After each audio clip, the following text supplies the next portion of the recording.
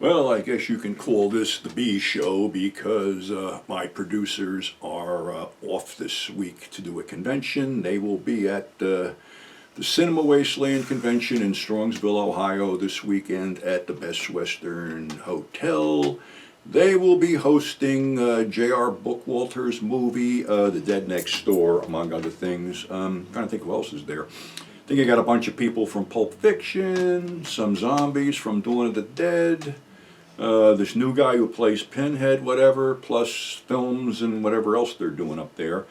But also, The Mummy and the Monkey will be at, I wrote this down, the Lorraine Palace Theater on April 16th to be involved in the screening of the Texas Chainsaw Massacre 2 with special guest Caroline Williams. Go to www.lorrainepalace.com. Tickets are $25. And I think that the show opens at 5 and goes till midnight. I think there's vendor tables, food, and all that other good stuff. Anyway, as you can see, I'm celebrating my old friend Gary Clark, who sadly passed away a while ago, and I miss him. He was a really good guy. But also today is Roger Corman's 96th birthday. God, from that era, who was really left? Roger, Jonathan Hayes, and Jack Nicholson. All those guys are up in their years. Roger has been responsible for so many careers, and sadly, he's outlived a lot of these people. He was the first guy that gave Charles Bronson a lead role. Also used Lee Van Cleef, Peter Graves.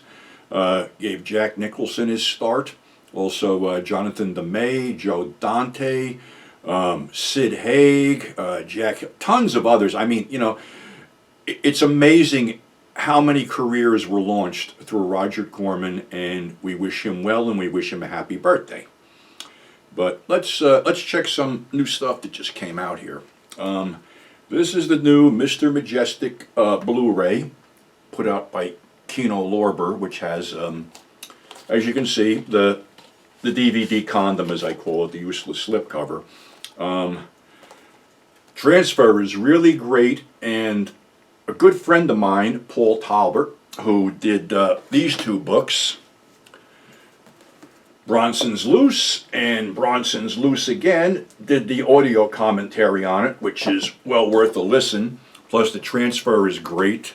Along with Bronson starring is perennial heavy Alateri, who was the Turk in The Godfather, and was also in Sam Peckinpah's The Getaway as the heavy, and Deadly Trackers, I believe, too.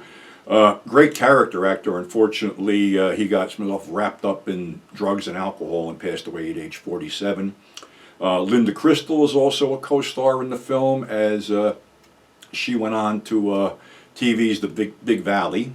And perennial character actor Paul Koslow, who was all over the place in the 70s, is in it. So great film, well worth checking out. Also, we're on Kino Lorber here. They also put out the extended cut of Fistful of Dynamite with James Coburn and Rod Steiger, directed by the great Sergio Leone. There's a backstory to this film. Leone and Eli Wallach had struck up a friendship during the filming of The Good, the Bad, and the Ugly, and Leone had promised Wallach a role in his next film. So this film was actually I saw this film under a different title, Duck You Sucker, which I guess didn't work, because about a month later it was re-released as Fistful of Dynamite, and I didn't know it was the same film and went to see it at a drive-in. But be that as it may, what happened was Eli turned down a role to take the role that eventually went to Rod Steiger in Fistful of Dynamite, which caused a rift between Eli and Sergio, because Eli was a little tweaked that he didn't get the role, but the problem was that Paramount was backing the picture and had Rod Steiger under contract and gave the role to Steiger. Not that Steiger was bad in it, but, it would have been, Eli had that whole Mexican bandit persona down pat, and would have been interesting to see how he took it. But sadly, we'll never know that. Also co-starred James Coburn, who was one of the guys that Leone had considered for the secondary role and for a few dollars more that eventually went to Lee Van Cleef. Coburn was interested, but at the last minute wanted more money, so that didn't happen. But this is a really huge, great adventure film set during the Mexican Revolution, and Steiger as a bandit is reluctantly pressed into service as a revolutionary. And Coburn's character is an Irishman who was basically an explosive expert, between, Ireland and Great Britain when they were having their wars and stuff. So, I forgot what year this thing was out. 1971. I think after that, I believe it was Once Upon a Time in the West and Once Upon a Time in America. Then that was all Leone wrote. But all in all, a great, great action film. Another little favorite just popped up. This one's on, I don't know, it's Warner Archives. It's not an MOD deal. It is a Blu-ray. It's a legit Blu-ray, The Green Slime from 1968. Starring Richard Jekyll, Robert Horton, and Luciana Paluzzi. Interesting thing happened in 1968. I was in high school, and there was a class trip over to New York. And a bunch of us cut out from what we were supposed to be doing and wound up on 42nd Street. And I remember walking past the theater, which, as I explained in a couple other things, we had these huge plywood mock-ups of things out there, but they also had it for the green slime, the slimy green tentacle monsters and space guns and all the other stuff. I didn't see it over there then because we were headed to Hubert's Museum and Freak Show to shoot 22s in the shooting gallery in the basement. Gun shooting, not drug shooting. They had surplus World War II 22 rifles there. You shot down tin ducks and stuff like that. This was, a Japanese production. Richard Jekyll went over there. He did a couple things, as far as these pictures go. The weird part is, this asteroid was about to collide with Earth, and they sent these astronauts up there to plant charges to blow it up. If it sounds suspiciously like the plot of Armageddon, you got it. It is. Maybe that was the inspiration for the film Armageddon. I don't know, but anyway, they set their little explosives up there, but there's these little bubbling things of green slime. And of course, one scientist up there has to take it, and the beaker is yanked out of his hands because it was, I think it was Robert Horton as the commander, didn't want to bring the stuff back, but when he splashed it, a little bit landed on the uniform, and it was taken back on the ship, a la, whatever, how many space films were shot bringing some kind of weird-ass bacteria on a ship. Well, anyway, these things morph into these one-eyed tentacle creatures which feed off electricity and are actually played by Japanese school children. It's an epic film. It had more impact back on '68 because we didn't have the CG effects and things like that. But actually a cool little film and well worth picking up on, the Warner Archives Blu-ray.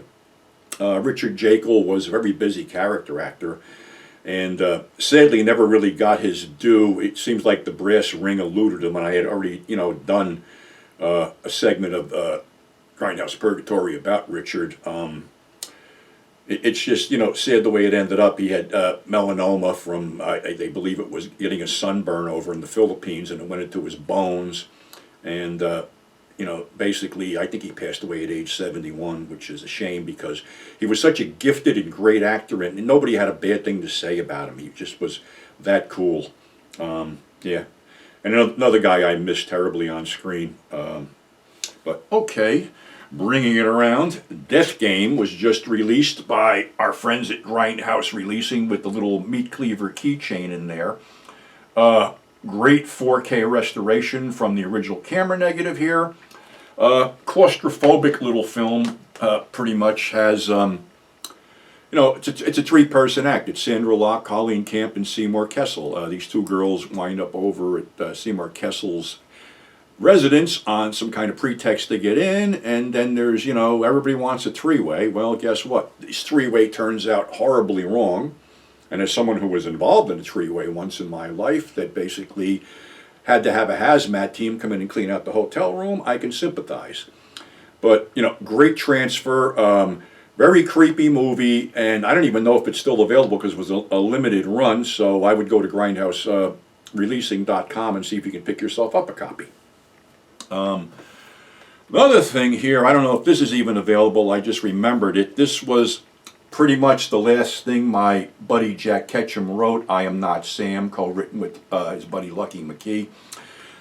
Not sure if this is available anymore, but this is quite twisted and perverse, and that's all I'm going to say about it, because Jack had this really twisted psychosexual side to his writing, and it comes out pretty much in I'm Not Sam.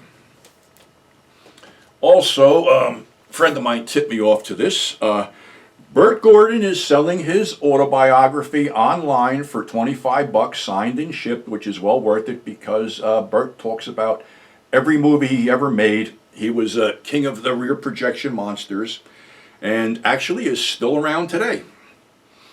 I might have done this one before, but again, Spaghetti Western Digest, this one is number 4. I contributed to this. My good buddy Mike Haas puts this out, and it's chock full of all kinds of spaghetti Western goodness, so check this one out too. And then we have our, well, let's say not so good stuff. I picked this up because Gold Dust, or Dustin Rhodes' autobiography, which unfortunately was released by the WWE, which pretty much, considering what Dustin, had done in his early career, and considering who his father was, and considering who he worked with, all this thing seems to be is him just putting over what a great guy Vince McMahon is. As opposed to John Moxley's book, Mox, which I don't have a copy of right here because I read it and really didn't hold on to it that much, and it's not a knock on Mox.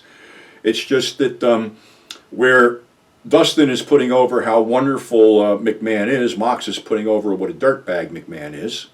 And the interesting part of Mox's book is it goes into really detail about his training with with others and things like that. But it sort of just jumps right into the WWE AEW mix, where I know that John was in death matches in CZW. I know that he was, before called up to the WWE, was going to get involved in a program with Homicide on East Coast Independence, but he got called up before then. So, hey, the book's worth the read, but like I said, it was worth reading just to me for the technical aspect of it, training and all that. But I really wanted to hear some stories about working with certain people like Nick Gage and other guys from CZW and Homicide, so that sort of missed. All right, I'm going to be a scumbag here. Of course, we know this is published by my former publisher. It's called Exploitation Nation, and I'm not going to even candy coat any of this shit. This magazine was created solely because Grindhouse Purgatory worked, and I guess they felt they had to try to emulate it. And when they did that, their focus became on that and not what Grindhouse Purgatory was doing, which is pretty much the reason Grindhouse Purgatory is no longer in publication. I don't understand where people come from, and exploitation means to exploit something. And this magazine got a negative review, one negative review on Amazon, and they went apeshit all over Facebook calling this guy a Nazi and this and that and the other thing. And he simply said that I don't find anything exploitive in this magazine.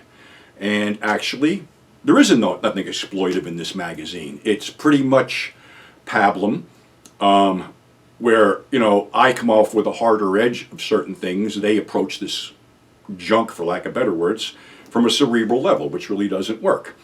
And like I said, there's been some shit said around the internet, and I really don't give a fuck anymore, because basically they're trying to emulate what I did, and it ain't going to work. And actually, the magazine should be called Constipation Nation, because it's movies that nobody would give a shit about. You can't write about, anybody can write, claim they're writing about grindhouse stuff, this and that and the other thing, but when you were born in the 70s, the early 70s, 70 to 73, whatever, you honestly never set foot in the grindhouse. So please, don't try to write about stuff that you have no clue how it worked, how exploitation worked or any of this stuff.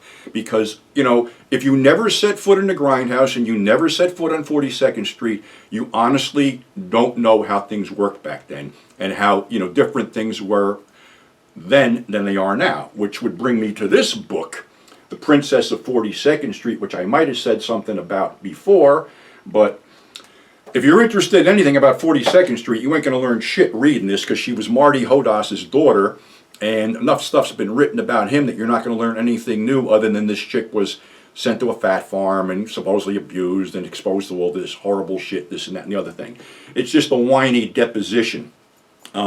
Anybody really wants to read it, hey, PM me or email me at grindhousepurgatory@gmail.com, and I pay $20-something for it. I'll give it to you for $10 just to get it out of here. It's that bad. So that's what we got for today. Hope everybody enjoys the weekend and checks things out, and we'll see you on the flip side. So until then, this is 42nd Street Pete saying thanks for subscribing, thanks for tuning in, and as I scratch my dog's ears, because she just cost me $500 in medicine, we'll catch you on the flip side.